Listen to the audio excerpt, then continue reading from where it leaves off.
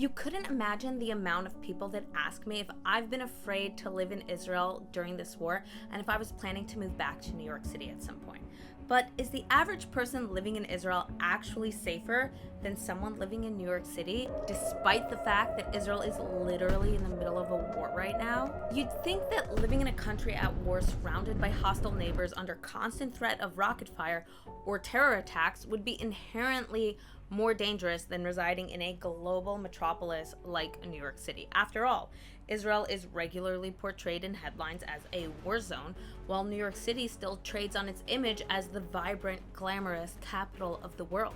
But although Israel faces external threats, it has built one of the most sophisticated civilian safety systems in the world, and aside from the random terror threats, its crime rate is actually quite low among its internal population. For example, the Israeli defenses include bomb shelters, instant missile alert systems, the Iron Dome, which is a missile defense system that intercepts missiles aimed at civilian areas, and they also have a highly engaged, security-aware population that is vigilant and prepared for potential terror threats. But let's get into the nitty-gritty of the statistics on the crime rates between the two states for a better understanding of their true level of safety. In 2023, New York City's homicide rate was 4.9 people killed per every 100,000 people. For the exact same time period, Israel's homicide rate was 3.04 people per every 100,000 people. That is nearly 40% lower homicide rates than New York City for the same year. Importantly, 2023 was among the highest homicide rates that Israel had in recent years, and in the years prior to 2023, the homicide rates were usually only about half of that figure. So for example, in 2022, the homicide rate in New York City was 5.3 people for every 100,000 people, while Israel's was only 1.6 per every 100,000. That means in 2022, the homicide rate in Israel was 70% lower than it was in New York City in that same year. New York City also has far higher reported rates of rape, higher rates of robbery, and much more street-level weapon-based assaults. By contrast, in Israel, petty crime is rare, and even amid conflicts with terror groups or neighboring countries, civic life in Israel continues pretty steadily. The reason for Israel's stability is thanks not only to the national preparedness, but to communal cohesion and a sense of unity and family among their citizens, even amid conflict. Israel has a level of resilience that New York City just doesn't quite match. Specifically, Israelis have a strong social cohesion rooted in tight-knit neighborhoods, a deep-rooted value system, and a mutual sense of collective responsibility for not just ourselves and our own families, but for our neighbors and the members of our community at large. This translates into a strong level of communal vigilance. Israelis just watch out for each other. I grew up in New York City and I rarely knew a single neighbor in another apartment in my same building where I lived. Whereas here in Israel, I invited all the neighbors who live in the building where my husband grew up to our wedding, and I have regular encounters with the neighbors in the building we currently live in. For example, if the mailman comes and he needs a signature for the package he dropped off but no one is home, we can call one of our neighbors who will accept the package, sign for it, and even hold on to it for us until we come knocking at their door to retrieve it. Or another example is that we have an elderly neighbor with dementia, and one time my husband saw her in the street outside our building and she looked very lost.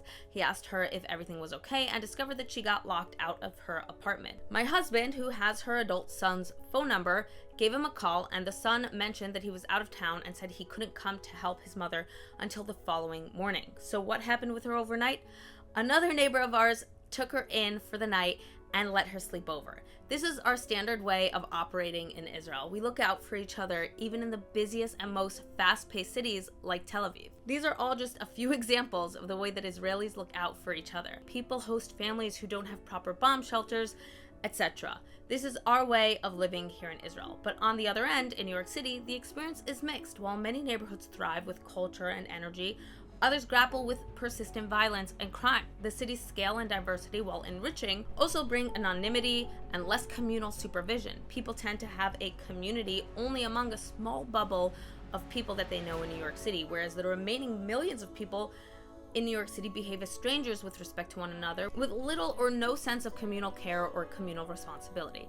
In addition, New York City has seen rising numbers of migrants, which has added pressure on public resources, and this strain on the city fuels tensions among residents and is believed to result in an increase in crime rates.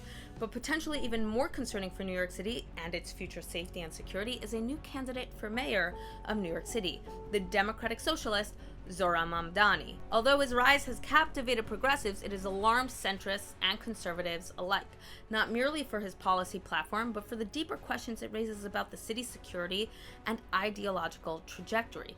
For many New Yorkers, Mamdani represents more than just a change in economic policy. He represents a profound shift in the city's relationship with law enforcement, public safety, and even its cultural identity.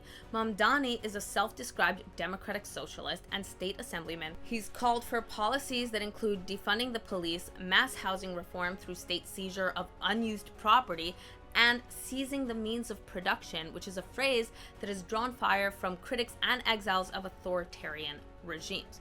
Refugees from former communist countries have publicly warned that Mamdani's rhetoric echoes the slogans of governments that ultimately turned on their people, often violently. An example that he gives of seizing the means of production is that he says he wants to set up a chain of grocery stores that are government run, which sounds all nice and well, but when you look at examples of other countries where that has already been done, other communist countries, it has failed miserably. It has led to people completely having no access to basic food and resources that they need, and it has just been disastrous. So if those serve as precedent, seizing the means of production and taking away these privatized institutions has not been considered a success where it has been done before, and it has actually led to widespread starvation in many regions of those countries. The concerns, however, are not limited to economic policy.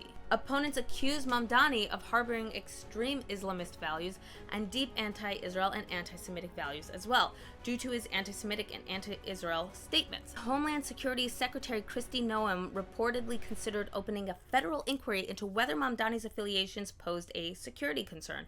While such a move would be unprecedented, it speaks to the level of unease surrounding his candidacy. There are also concerns that he is being secretly backed by Qatari donors. This is concerning because Qatari donors back terror groups like Al-Qaeda affiliates and Hamas. Zohran Mamdani's campaign recently received a public boost from Sheikha Al-Mayasa bint Hamad Al-Thani, who is the sister of Qatar's emir, when she shared supportive social media posts about Mamdani online. But even if you put the potential jihadist views aside, the concerns about Mamdani's overt platform policies still linger. What happens when a city's leadership views law enforcement as adversarial, not essential? The NYPD has already warned that a Mamdani victory could lead to a massive cop exodus, crippling the city's ability to respond to emergencies and maintain public order. In a city already struggling to manage high-profile crime, such a loss could be devastating. For many residents, especially those in high-crime neighborhoods, this election is not just about ideology, it's about whether they will feel safe walking to school, waiting for the bus, or riding the subway after dark.